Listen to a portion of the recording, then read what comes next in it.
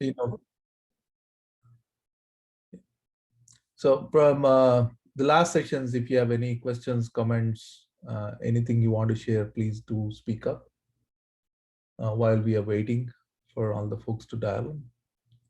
I'll give another 2 minutes.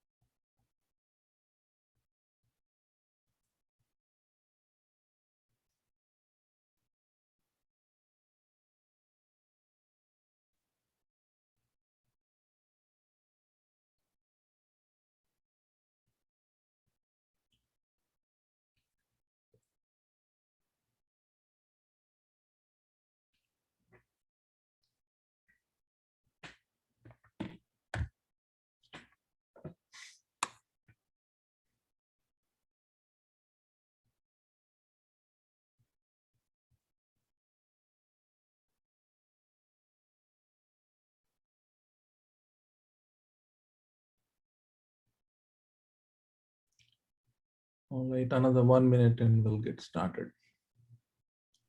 Yeah, that'll be good. Thanks.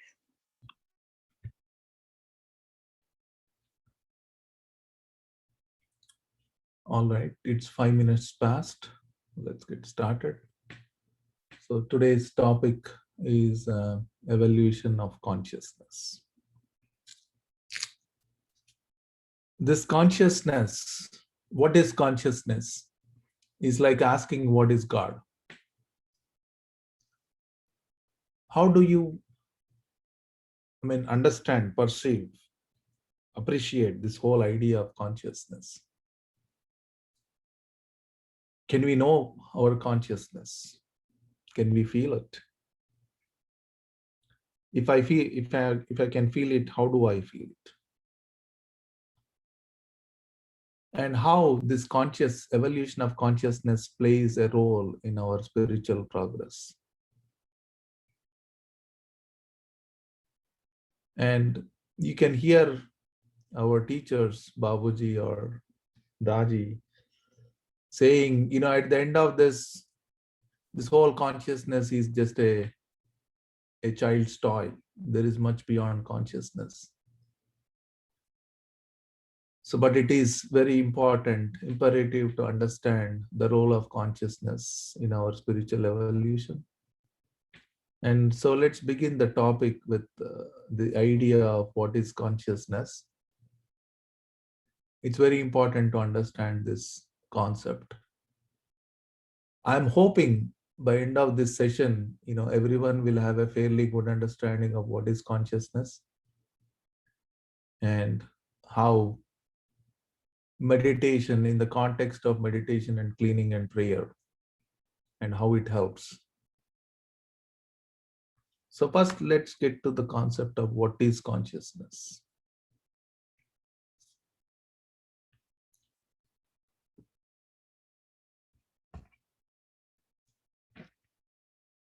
So again, if I say, what is consciousness? Kind of to go to the origins, right? Probably I should have used this slide next, But let me go to the even more, much more basic idea than this.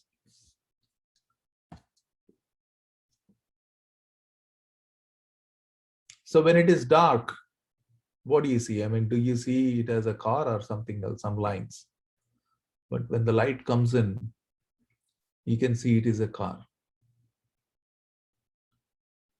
Now, let me ask you, how do you define the light? Light is an illumination, certain properties, colors, and there's so many things you can come up for the definition of light. But if I ask you, how do you define darkness? How many of you can define darkness? At the most, even in fact, I looked at the dictionary yesterday. What is darkness? It can only say absence of light. But can we define the darkness itself without using the context of light? Can it be defined? At least I could not define what is darkness without explaining in the context of light. Absence of darkness or absence of light is darkness.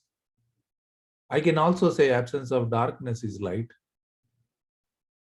But light can have its own identity, its own definition, but darkness has no identity without the context of light. If you understand this very well, it's easy to explain even the consciousness. So, like darkness has to explain in the context of light, consciousness also have to be explained in the context of mind plus awareness.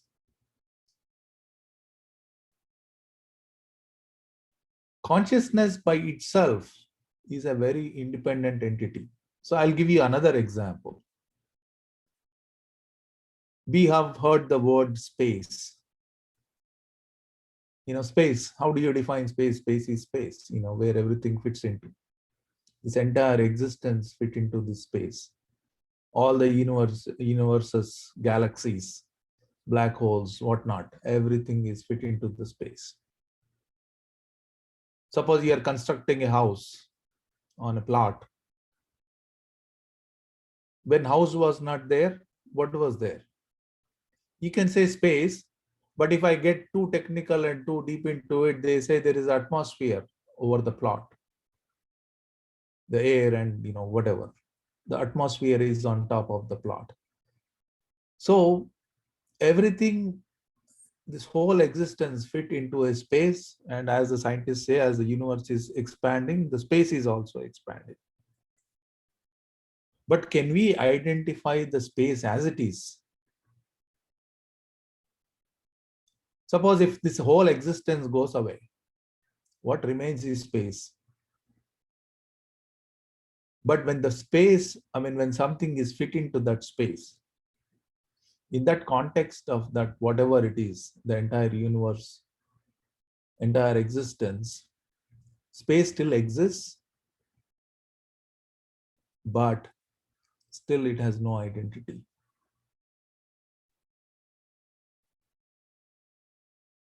So absence of everything can be space. It exists.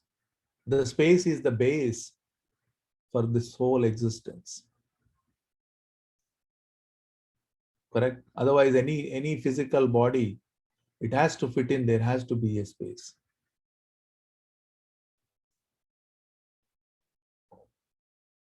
So space is so subtle in that sense, if you look at it this way. And just like how it is described by Daji, the consciousness is the canvas where this whole thing is playing out. The mind, the mind, intelligence, and the ahankar, ego. the three key elements on this canvas. So this mind is the more critical thing here to understand. So a consciousness can be only understood in the context of mind plus awareness. But consciousness as such does not interact with the mind. Many people, find it a little confusing because there is no interaction between the ahankar and the consciousness, or rather the other way, the consciousness and the ahankar. Just like how space does exist, space provides for something to fit in, an object to fit in, a planet to fit in. But as such, the space does not interact with the planet by itself. Similarly, a consciousness does not interact with any other elements by itself. It is the base, or it is the basis. And what is that interaction? How that interaction is happening? And why that interaction should be happening also is a question. So mind plus awareness is what we call as aware consciousness. So now, because there is no proper definition, there is no right verbiage for consciousness, we can come up with anything. You can say body consciousness, mind consciousness, ego consciousness. You can call it anything. You can put any prefix to that consciousness. It is still right. You can call it an dog consciousness, donkey consciousness. Everything is right. Everything fits in properly. So then, how do we look at this consciousness? Consciousness is a manifested entity. Just like if you take this whole existence or beginning of the existence, like it is described, there was a stir. I created a God's architecture diagram, but I don't have enough time to explain on this call. Maybe it is another call. We can go over it. There was a stir, and from that stir, something manifested. Maybe it's called consciousness or the soul. I mean, before that, it is the soul, and soul formed a layer consciousness. And the manifestation of the first mind happened. And that first mind felt the separation from its creator. Then it said, I am. And from there, everything else followed. And the grossness happened. Manifestation happened. Various manifestations, various morphological evolutions happened. And where we are today. Now we're kind of looking backwards. But looking backwards is not easy because our mind is so much engaged with this external world. We never have taken any time to look into this inner essence, what we call as soul. This soul, there is it's a loosely translated term, from the Sanskrit, Jiva Atma, embodied soul. We call it soul. Whenever we say soul, we are only referring to an embodied soul. Now go back to the first slide. Soul possesses consciousness as a result of God's will to effect creation. But the soul likewise began to form its own creation. So whatever we are, whatever is happening in our life, we are kind of self-centered. How much ever selfless we want to become, even that selflessness is still self-centered. So everything is looked at from my own universe. Each individual is processing things from their own universe. Then this consciousness and the soul, which is omnipresent, omnipotent, omniscient, became embodied, individualized. So now we, even though it is omnipresent, even the consciousness, just like the soul, now we are looking at from an individual perspective. That's why it became an individual consciousness.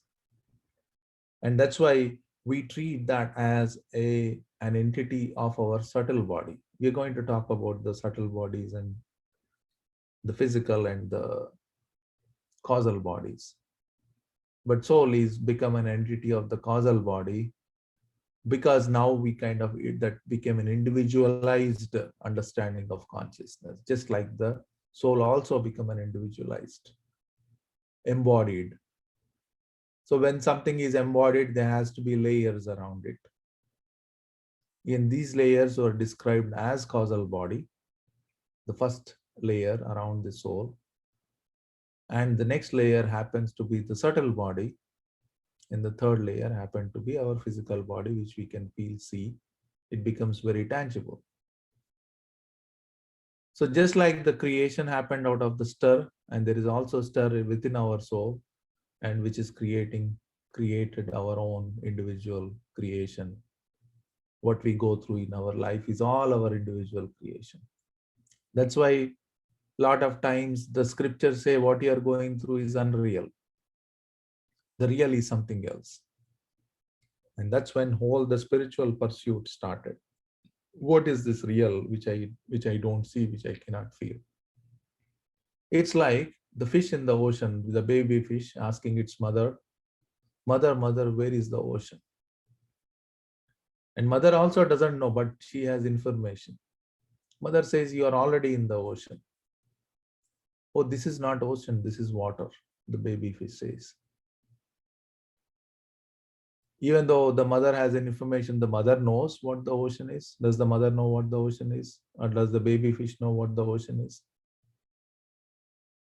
They have to explore. That means their state of mind, their state of being has to go beyond to see above the ocean, to see what the ocean is. Can you see the ocean within being inside the ocean? Or even after being outside the ocean, such an infinite, vast ocean, can we have a full grasp of it? Spirituality says yes.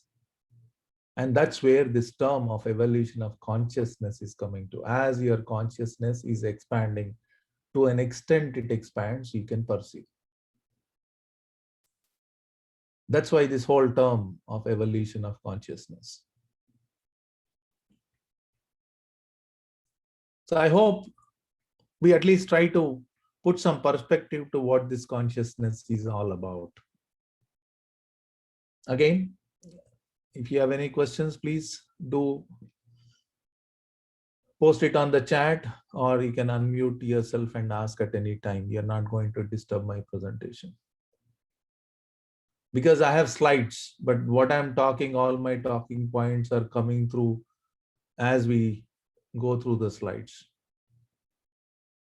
So I don't have any pre-prepared, notion of what I should say, what I should not say. So you can stop me at any time. Consciousness is a mere film between two oceans, the subconscious and the superconscious. You might have heard this statement many times from Daji, originally quoted by Vivekananda. What is this? Now again, there's a confusion. Okay, we are saying consciousness is a thin film, a thin layer between superconsciousness, subconsciousness. Why these layers are coming into existence in the first place? What is the difference between the superconsciousness and what is the difference between the subconsciousness?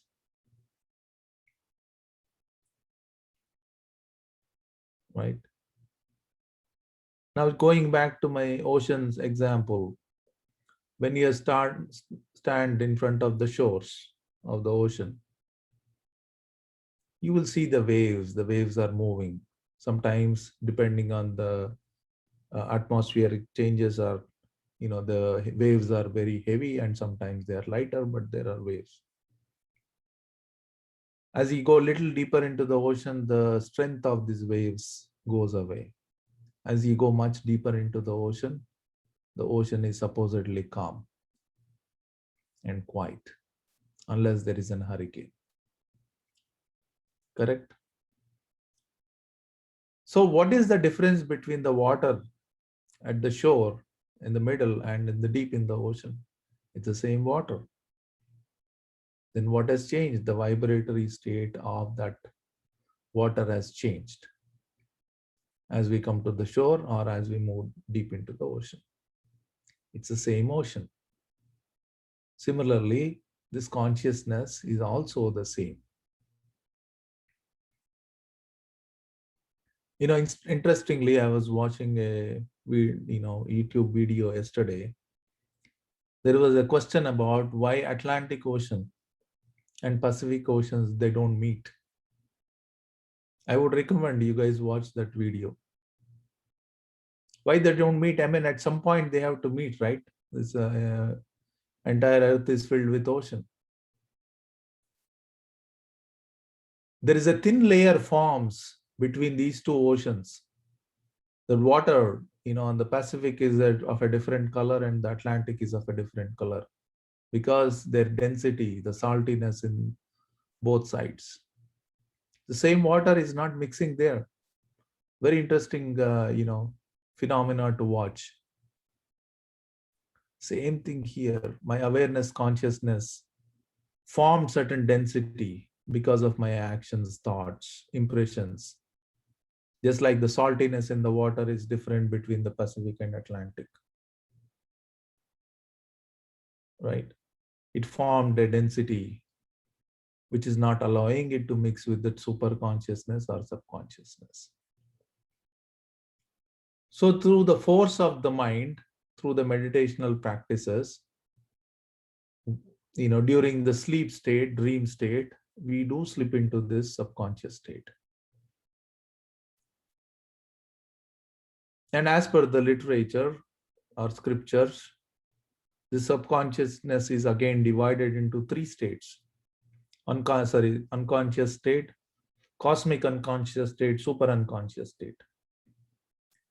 And the conscious state, as we see the conscious state, above it is cosmic or collective conscious state, and above it is the super conscious state. The people who have meditated, the deep meditation pushed them into an unconscious state, and they also experienced this cosmic conscious state, what we can also call it as a collective conscious state, when their mind slipped into the collective conscious state. So the mind slipping into a collective conscious state is nothing but at that point, this aware conscious state is expanding into that layer. Everything you can perceive, see, understand only through the aware conscious state. If the mind is slipping into the subconscious state, means the aware conscious state expanded into that state. If you are experiencing the super conscious state, means the same aware conscious state expanded into the super conscious state. Someone asked me a question, how do I feel the super conscious state? Only through the aware conscious state. Only the expansion of the aware conscious state makes you understand how it is like in the super conscious state. That means your density of your conscious state has changed, just like I was explaining in the context of oceans. If you understand this, it becomes very simple. So what happens if my mind slips into a cosmic conscious, unconscious state? This whole layer is a subconscious state, means it is all referring to all the collective activities happened in the past. This past could be from the beginning of the universe. So that's where most of our mythologies have been created by the saints. They went back into the past and they understood what happened, and then they wrote the story of Rama, Krishna, and all that stuff happened after the fact. How did they do it? Because they could go into this cosmic conscious, unconscious state. So most of these findings are by going back. But what is going upwards? Going upwards means going back is also helpful to, gain certain knowledge from the past. But going upward means we are becoming more and more subtler. As we become more and more subtler, at certain point, the total identity is lost. Then what remains is this higher superconscious state, subtle state. And then we can say we are in oneness with that essence, the soul, Paramatman, divine consciousness. There's so many names again we use. So how do we do it? I mean, like all this happens, one activity, a method which is given to by our teachers is meditation. Means the mind is turned back upon itself. The mind stops all thought waves and the world stops. Your consciousness expands. Every time you meditate, you will keep your growth. Here, it's not that just by the thought stopping process this expansion is happening. We need to also understand that. So any statement in this regards we make, there was never ever made a complete statement. It's only a piecemeal fashion. So that's why we need to kind of look at it to a broader perspective and try to understand what this really means. All right. So now we are talking about meditation, meditative states. What is the stopping the mind really means? The another word for stopping this mind, we kind of understand it as a samadhi state or a deep meditative state. So there are also three types of deep meditative states, as Babaji describes. The first of these is wherein a man feels lost or drowned. That means the person in the deep meditative state is completely unconscious of what is happening. They don't know if they're in meditative state. They don't know if they're completely lost. They don't know if they're sleeping. Completely lost. And a lot of times we wake up and say, I'm not sure if I'm meditating or I'm sleeping. How many times we have said that? It is referring to this kind of a samadhi where you're lost or drowned. And as Babaji puts it, this has no value add to your meditation or spirituality. You're just lost. You have become a stone, unconscious. Has no value add.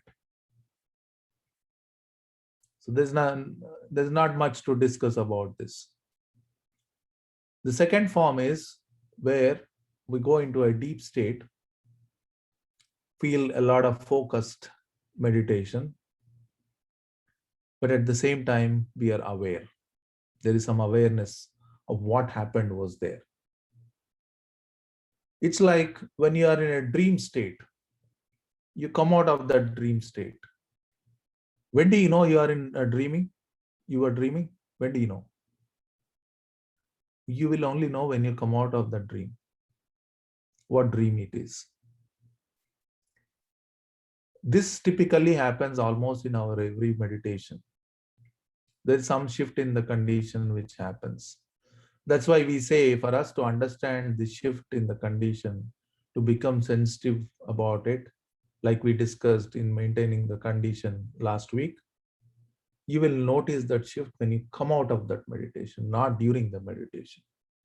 So it is important to make a note of that shift mentally. And to make a note of it, you have to give it some time. Don't look at your cell phone right after your meditations. Or don't look at anything else. You wait for some time to understand this shift. And the third form is the Sahaj Samadhi. This is the finest type of concentration, where You might have heard Daji saying 360 degrees of awareness, which happens in meditation. That 360-degree awareness is coming, referring to as Sahaj Samadhi. Whereas you will notice all the shifts, you will notice all the subtle states while meditating. You don't have to come out of it to know it. So this is known as the awakened state while meditating. Fully conscious state while meditating.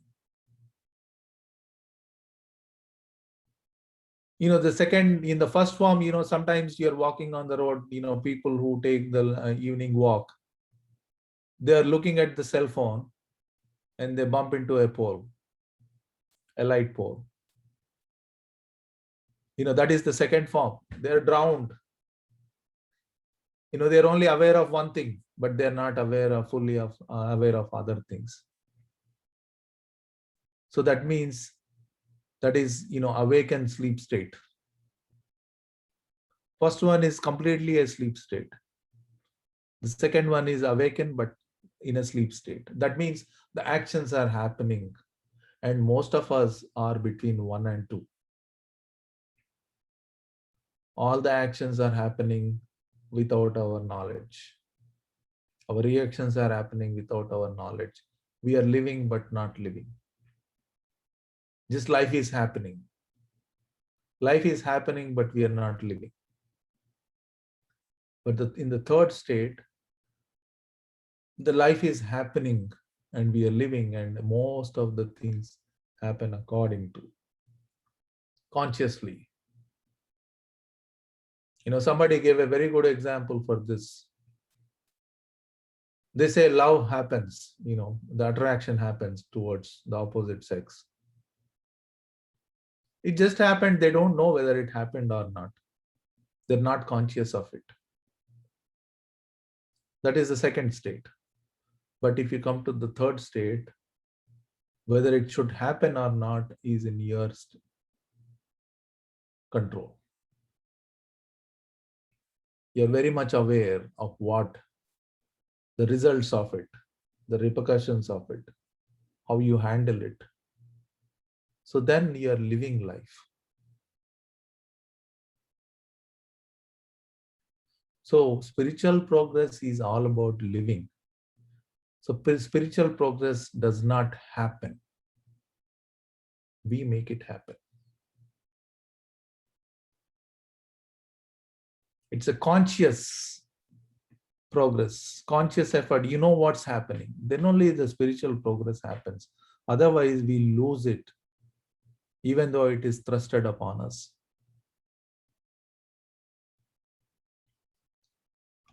So now we understood the layers. So if I have to go to the subconscious state, this aware state has to expand into the subconscious. If I have to go to the superconscious state, this aware state has to expand into the superconscious. It's the same thing, right? Same ocean, same water, but the density differences. Because of our impressions, this is never crossing this boundary. So now you understand why cleaning is important, to get rid of these impressions. So if I make a quick, let me do a whiteboard sharing.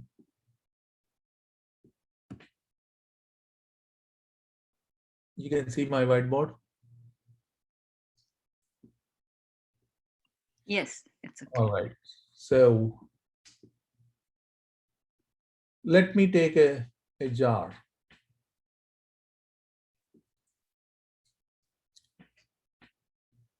I fill sand,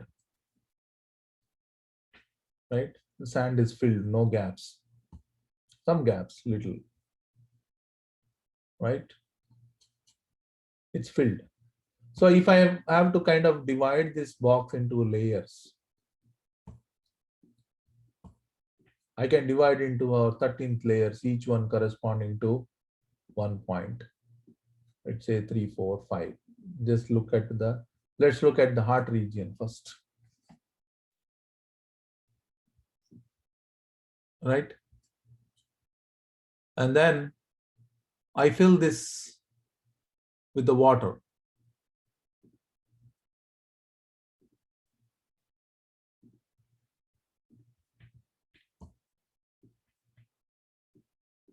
Okay. I feel this with water. The blue is water. So when I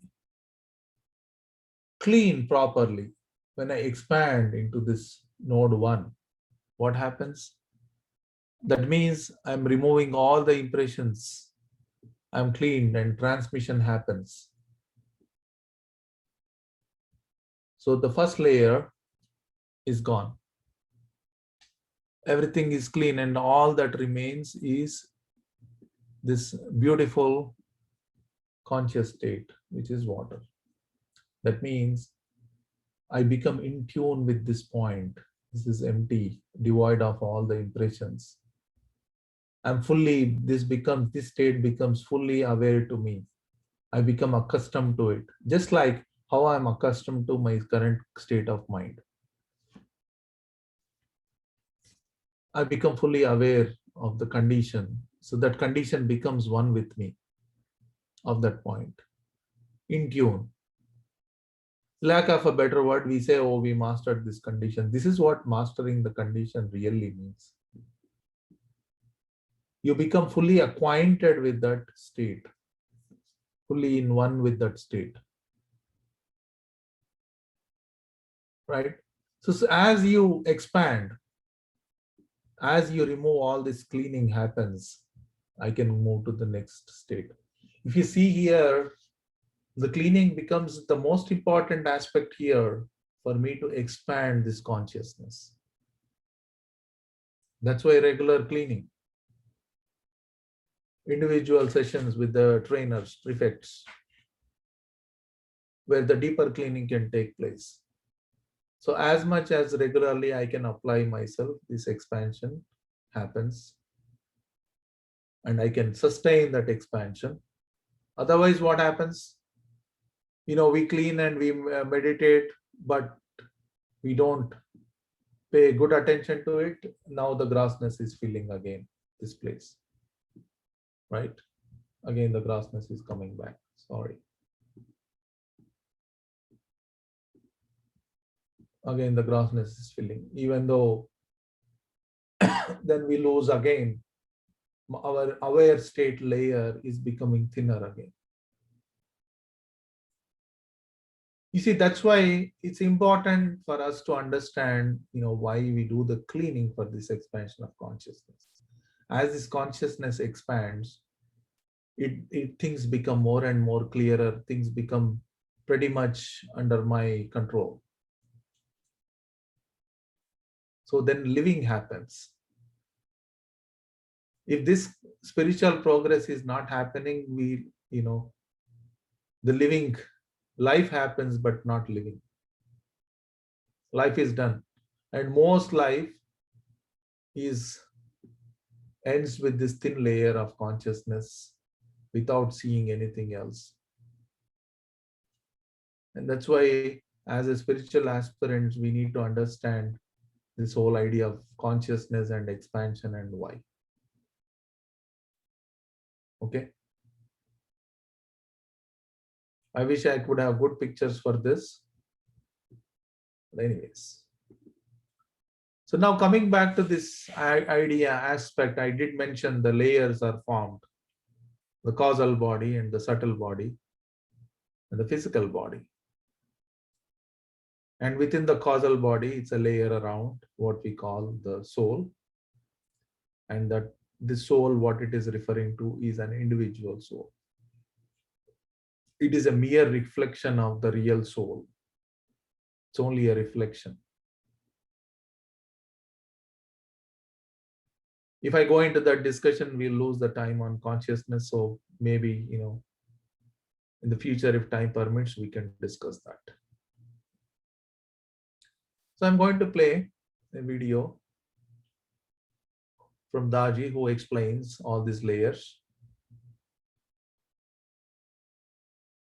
Let me play the video. Cool, maybe I'll have to take up and explain to you in brief within this episode of 26 minutes. If I explain to you briefly about the entire human system, how what part evolves, what cannot evolve actually. So if you take it up, our entire system, you can say we have physical manifestation, right? We call it gross body. Okay. Or in Sanskrit, in Shastra, they call it Sthula Sharir.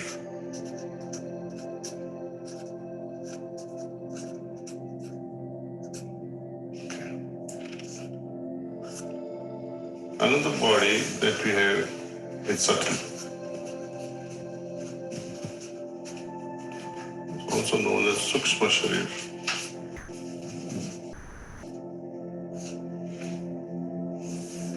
Third one is our causal body, Karan Sharir. Also it's our Atma. Now, in the entire human system, when we try to analyze what really evolves, now let's ask ourselves a question. It is understood that Atma is pure in its nature. It's eternal. It cannot change. Let us start understanding what really evolves and what cannot evolve. Atma being what it is, eternal, pure, immutable, cannot change. So forget talking about evolution of Atma. Okay. The gross body, let's say this cannot evolve.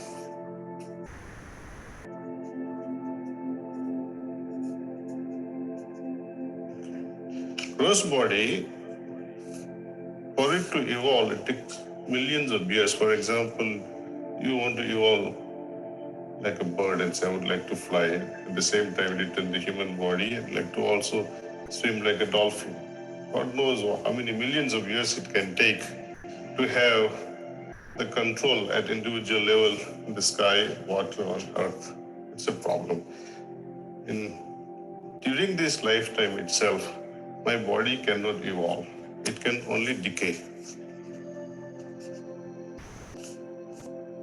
And it can age, as we say. Okay.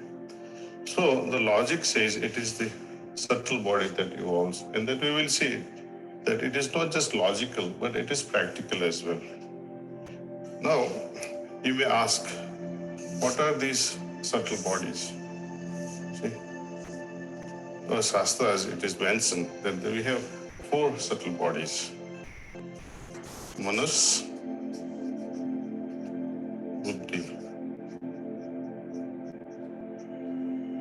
Chit, and Ahankar.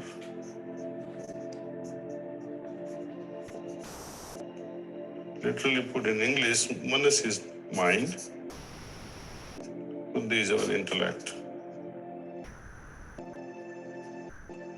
Chit is consciousness,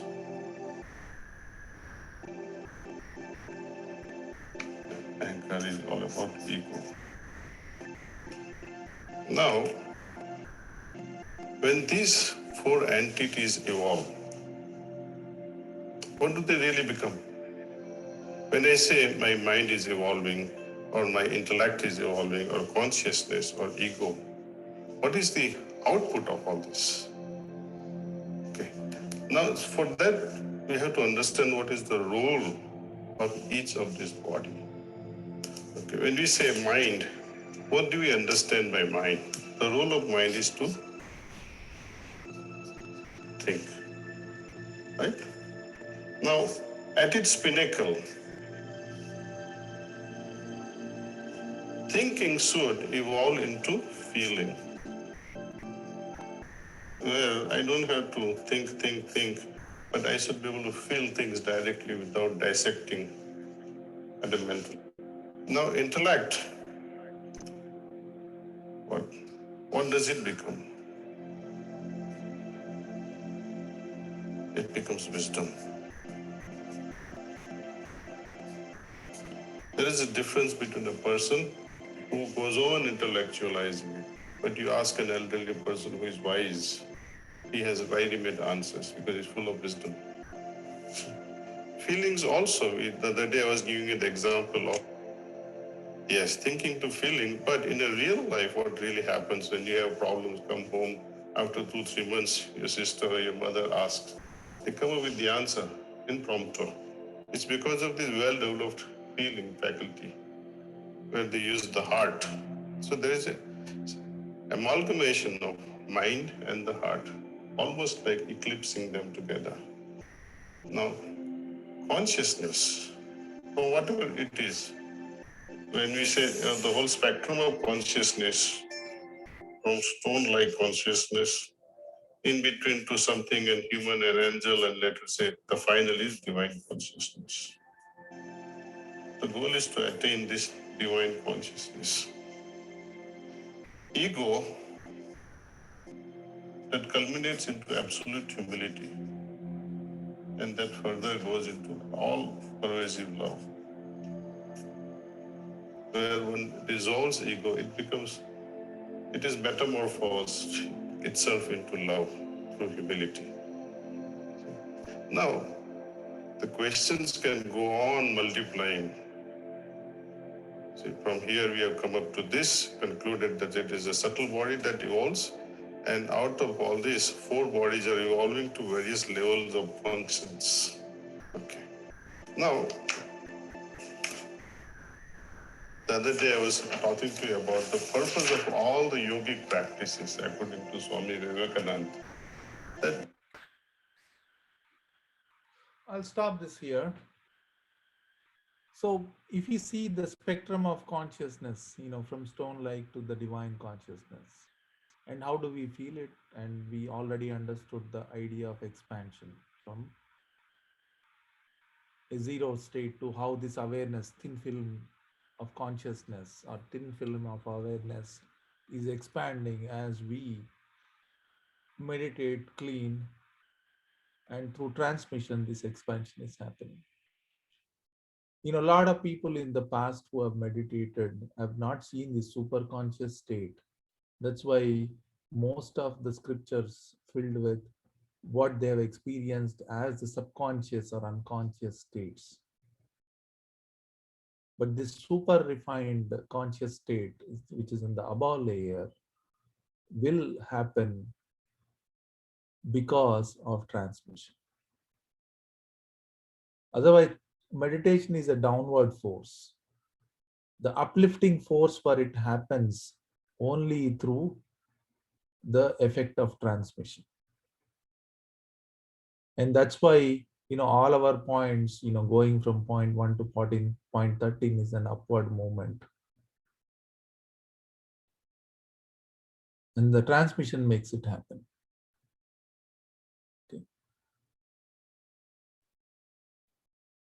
And like you see here, what Babaji is saying, I'll just read it out.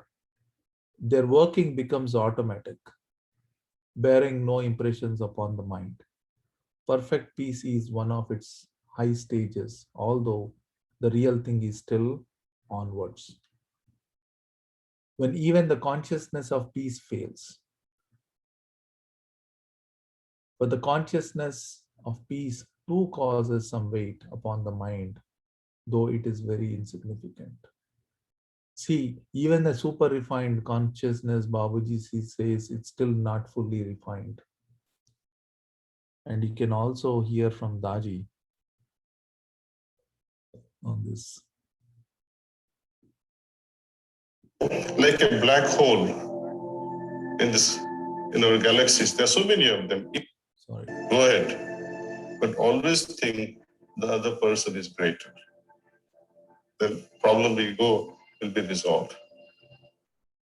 When somebody is well read, well educated, it comes out also at that level, in that dimension, say, in speech, in display of knowledge.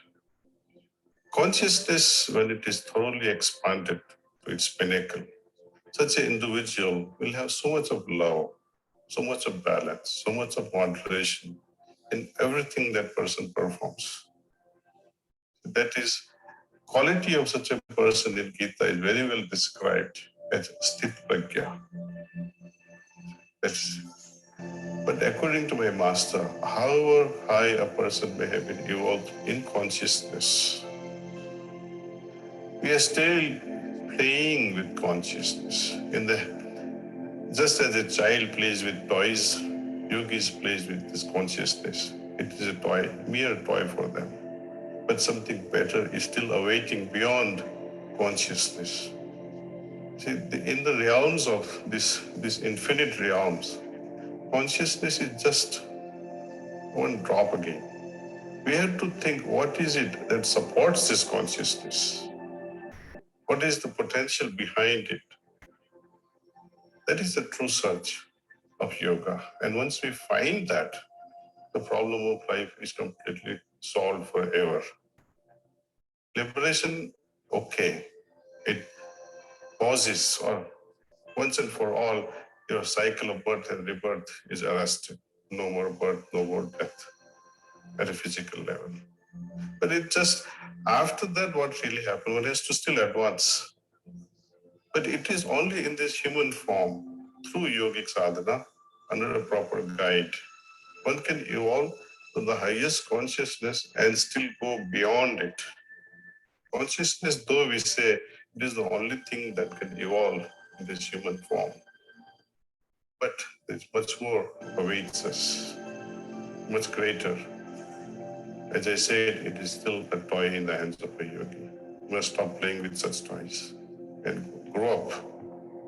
See, once Swami Vivekananda, in his second or third trip to his Guruji, Ramakrishna Paramahansa, so very lovingly Ramakrishna Paramahansa asks, Naren, kya chahte ho? What do you really want from me? Swami Vivekananda answers him, I would like to have samadhi. Then Ramakrishna Paramahansa says, you are born for much greater things. Forget about samadhi. So our tradition shows samadhi, of course, may be great. Levels of consciousness may be also greater. But there is still something grander which is waiting for us. And we must pursue that. Find a right guru, find a right guide, and yoke yourself with him. If your guide can make you happy, first follow him. If your guide cannot satisfy you, don't be afraid that, I'll be condemned to hell if I don't follow this guru. Because gurus are so many times, so many types. So you can see, there are so many levels even beyond the consciousness we are talking about. The so-called thoughtless states, samadhi, have not much value add. It's only a process. It's a way of the process. Sometimes thoughtless state happens during meditation, sometimes it doesn't happen. So that's why we should not be too focused on getting to a thoughtless state in our meditation.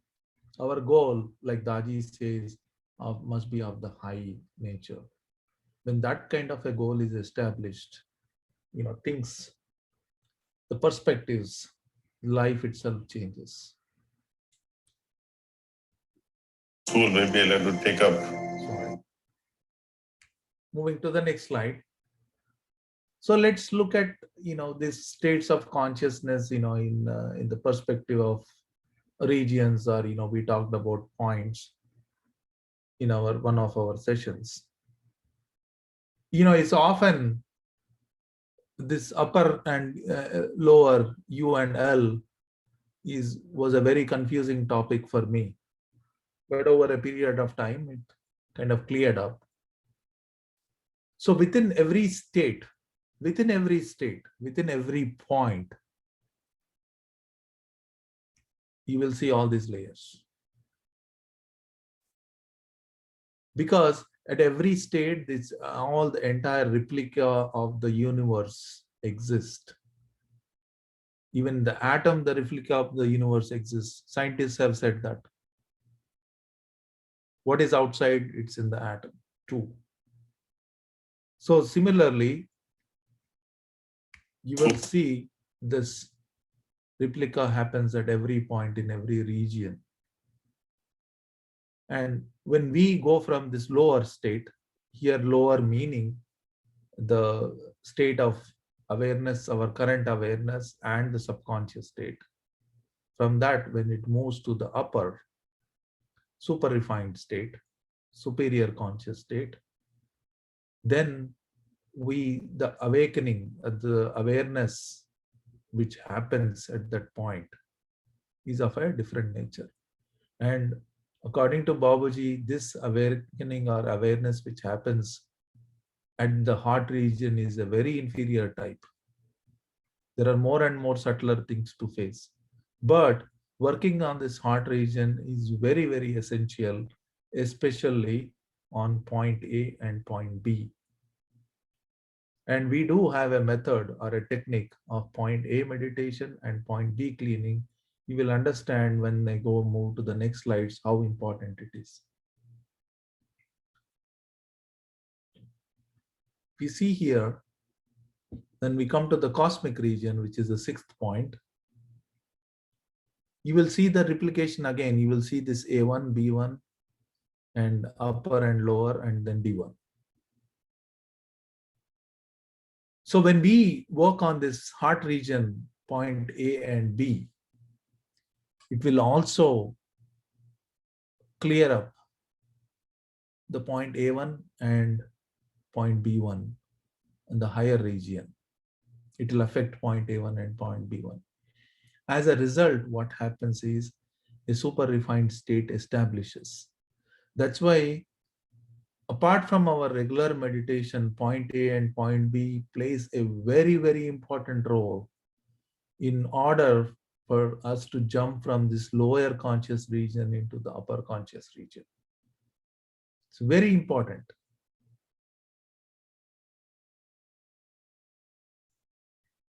And in the portion called D1 is a superior sort of super consciousness. This D point itself is a topic.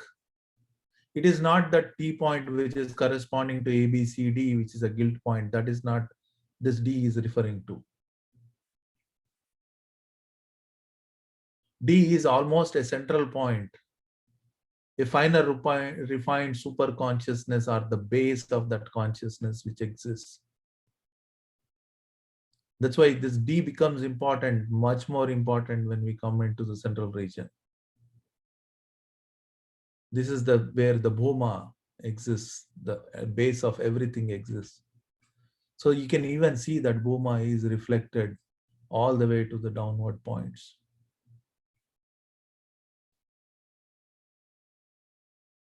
So it is left to the Abhyasi to purify the point B1. And how do we do it? Through the point B cleaning. You get purified to the same extent in this portion as purify the points of A and B of the heart. So you see how important these A-B points are in our evolution of consciousness. And, I think we should, take a resolve for ourselves saying that, I will do my point A meditation and point B regularly as possible again. As I'm doing the presentation, personally, I must confess, I don't do my regular point A meditation and B cleaning. But as I'm preparing for this presentation, I felt myself, I should make sure, this practice has to be done regularly. So it is very, very important we should do that.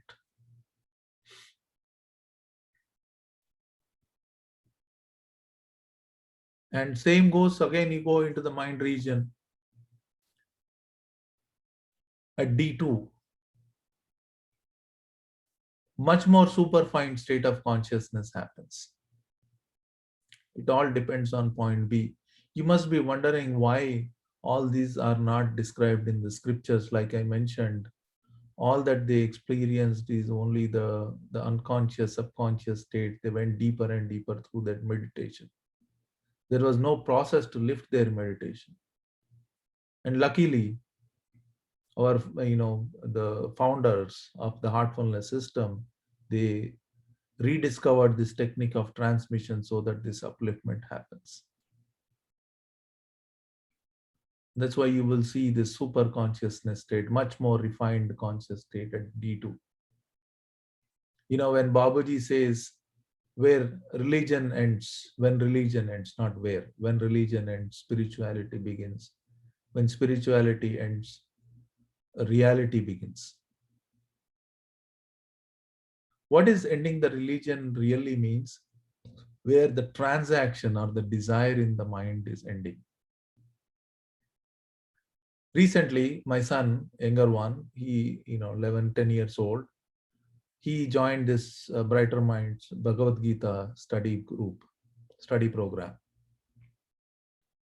And they taught him this lesson about the subtle body, physical body, and this, the causal body. And where they said the Indriyas means our instruments which interact with this world. What are the instruments which interact with this world? Our eyes, most important, ears, and smell, the nose, and the communication happens through the mouth, talking, and the feel, touch, happens through the skin. These are the 5 organs, instruments which interact with the world. And the verse says the mind is greater than this Indriyas. And greater than the mind is the intelligent. And greater than the intelligent is the consciousness. So when I explained to him, my son said, it is an obvious thing it is stating, isn't it? So here, like in Daji's explanation, the mind has to go from thinking to feeling. What is feeling? The intuitive capacity. And who gives that intuitive capacity? The intelligence. But the intelligence has to move from intelligence to wisdom. Right? And what is that wisdom really means? This was the question. This is the dialogue between me and my son. Then I told him, see, if you want to eat ice cream, which is good, it's called desire to eat ice cream. But you say, no, I want to eat 10 ice creams. What happens? So your intelligent plus the mind says, oh, I want to have 10 ice creams. But if this intelligence has evolved into wisdom, it says 10 ice creams are going to spoil your stomach. Maybe 2 ice creams are good, but 1 ice cream is better. That's what the wisdom comes and says. So what happens? The desire is regulated according to my capacity, according to what is necessary. So this regulation happens only through the wisdom. So that's why intelligence combined with the consciousness brings this wisdom, right? State of consciousness brings this wisdom. So for me to mold my life, regulate my life in such a way, it helps for me to evolve.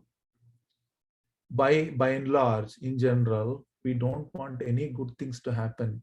The humanity is at a state where it doesn't want any good to happen to it. That's why so much chaos in the world, so many crimes, so much suffering, so many wars have taken place, and still we are on the brink of the war all the time. Reason, humanity by and large, they don't want to have a good life. Even all these wars and everything is an act of awakening. It is trying to awaken itself. But the moment it awakens, it's falling back into this non-awakened, unconscious state. Get drowned in it. Even any act of violence, any act of aggression is to awaken itself. The mind is trying hard to awaken itself. It's trying various things. Because by and large, a lot of humanity doesn't understand meditation and its effects. We don't need aggression to awaken ourselves. A simple meditation can do it. simple meditation with transmission can do it. That is why there is so much emphasis from our teachers. Let's make many people become aware of it so that humanity by and large is helped. You see, people don't have to kick themselves to, become awakened. They can simple in a serene atmosphere can sit and meditate and create the serene atmosphere within themselves and around themselves.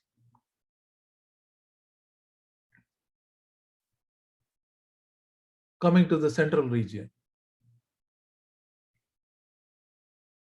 Again, you see the same replica of what happens in the lower regions, but this is of again a much more super refined consciousness. Okay. So far, I have not seen any questions. So either I'm doing a very good job, I'll put all of you to sleep. So awaken yourself again. Please awake. What happens in a central region? I mean, this again almost synonymous to zero, nothingness. Super refined consciousness, divine consciousness, you can call it. When my mind, my awareness expands to this state, all the wisdom is flowing through me. Life is completely regulated.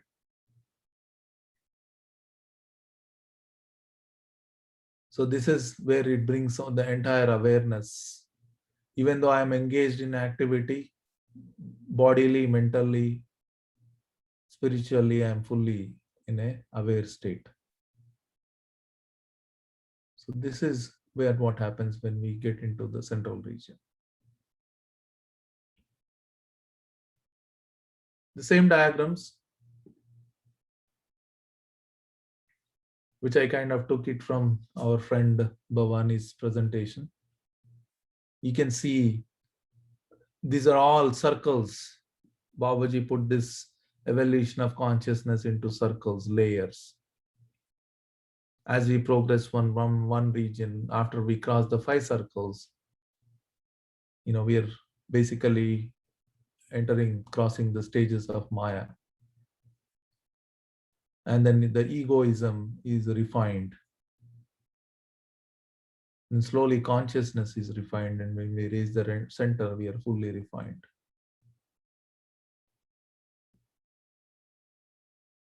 The same, there's always a confusion for many people. What is the correlation between the region and the points? These diagrams kind of depict it. The 5 circles of Maya are within these 5 knots.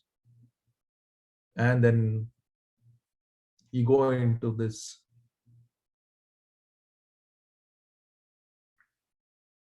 6 through 12, another 6 knots. And the 6th is known as the cosmic region. 7th is known as the paracosmic region. Prapanna, Prabhu, and Prabhu.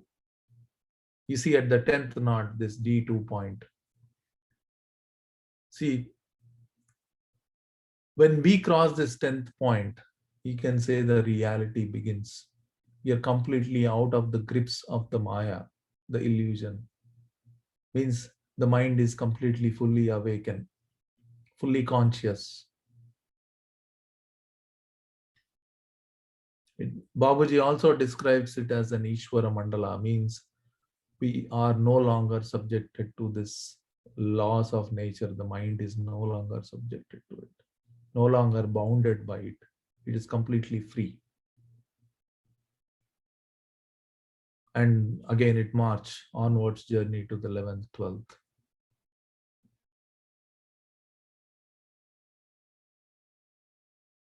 You can see the further into the central region. This Brahmarandhra, which is explained as where, after the death, where through that Randhra means hole, through that hole, a soul escapes.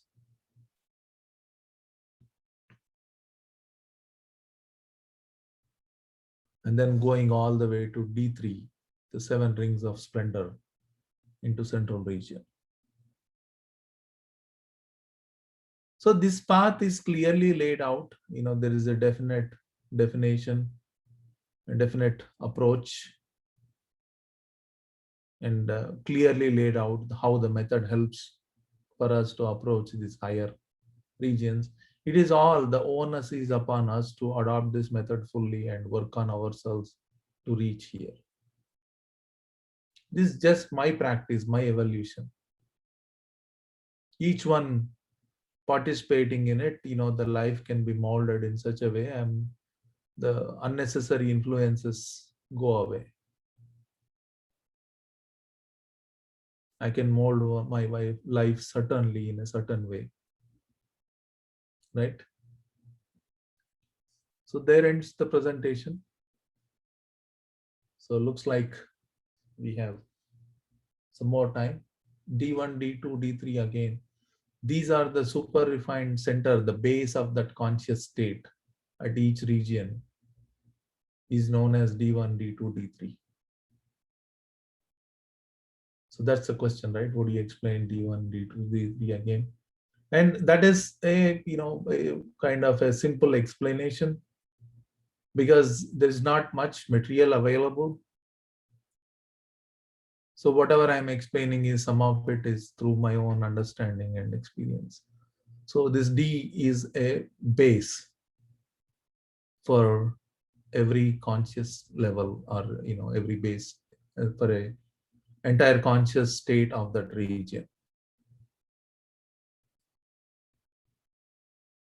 Sthita, state comes from the word sthita. Sthita means sthit. Sthit means which, upon which it is standing on. Like the body stands on the subtle body. Subtle body stands on the causal body. And causal body stands on the soul. And where does the soul stands on?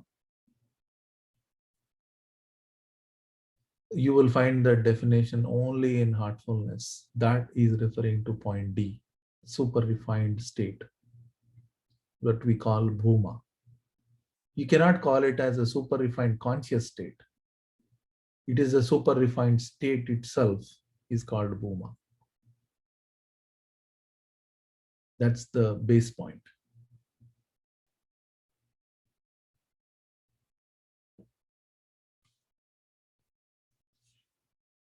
All right. I mean, I'm glad first time I could finish something much early. We have almost 30 minutes.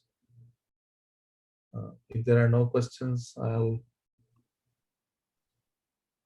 pass it to Ranjana. And if you think we have time for meditation, it's almost 3:15 right now, right? We have 15 minutes. So, okay, I'll pass it on to Ranjana. We can do a short meditation for 10 minutes because I just had a few housekeeping announcements, and that is firstly, really appreciate for everyone coming. We realized this was a Memorial Day weekend, may not have suited everyone. So before we answer a question, there's a question, Shrikant, you may look at that till I just finish. Nitesh, can you just post in the chat the email? So what I would request everyone is, we don't have everyone's email. So if you send us your email, what we'll do is we'll send you the link for the recording once we upload everything. Unfortunately, we didn't record one or two here and there, but whatever we've recorded so that you can get to hear it. But please send us your email, not on the chat, but at least on the email that Nitesh is going to post, or the one from which you got the reminder. So Nitesh, if you can take a minute to post that email while I think Shrikant, you already answered that question, right? D1, D2, and D3. Yeah, so it's a base for each region. Yeah. So we have D, D1, D2, D3. So there are 4. Yeah, and they shouldn't confuse that D you already mentioned with the A, B, C, D, which is a guilt point. These are the super conscious points in each region. That's what you know. Yeah. So then, if Nitesh, can you just post that thing? Then Shrikant can take us through meditation. Short one.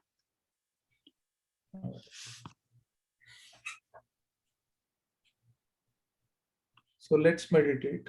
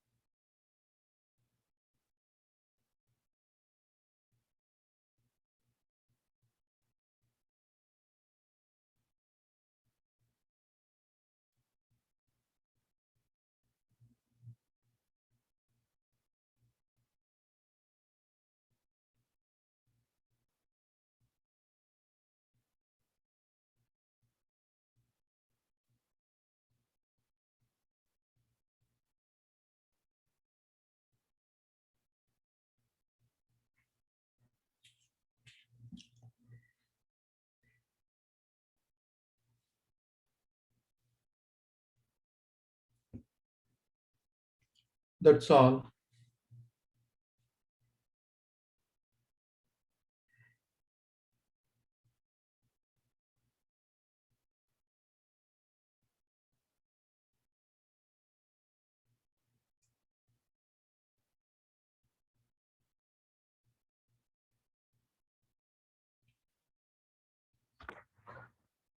Right. And thank you all. So thus we complete our 7-week program. And Ranjana ji, you have anything to say? No, just thank you, everyone, and thank you, Shrikant. So the email is heartfulnessflorida@gmail.com. So we, as I said, we don't have some of your emails. If you can send it there. We have a few other things I think we had to cover. I think Brother Shrikant also mentioned a few other topics, and I was supposed to cover the koshas also. So what we'll do is we'll let you know when we have the next few sessions. We'll try to keep it like maybe small pockets, but we'll discuss and we'll definitely post it. And look forward to all of you participating. Thank you very much, everyone. Thank you.